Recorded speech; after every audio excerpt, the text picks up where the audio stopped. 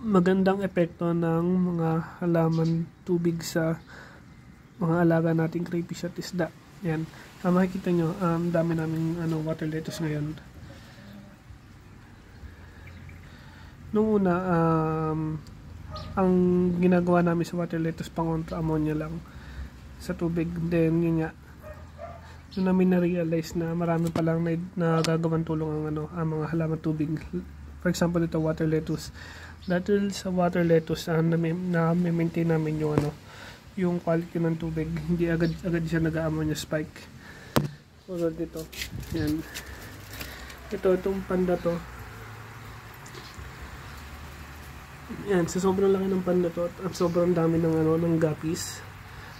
Halos ginagawa namin every week kami nagwa-water change. Yan. Simula nung naglagay kami ng mga halaman dito, yan. Mapapansin nyo naman, sobrang linis mukhang malinis pa rin yung tubig kahit maraming buong dumi nila sa baba. Yan, isa sa mga natutulong ng water lettuce na tulad nitong panda to. Dati, halos once a week kami naglilinis. Ngayon, kung hindi ako nagkakamali, pangalawang linggo na ngayon.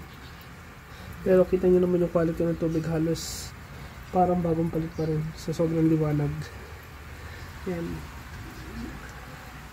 Isa pa ang tulong nila sa mga alaga natin. For example, ito. Itong panda to nakatutok sa bilad sa init ng araw. Para maiwasan natin maiwasan yung sobrang init sa mga isda at crayfish. Yan. Parang sila yung nagiging payong nila. Para hindi sila direct sunlight. Yan.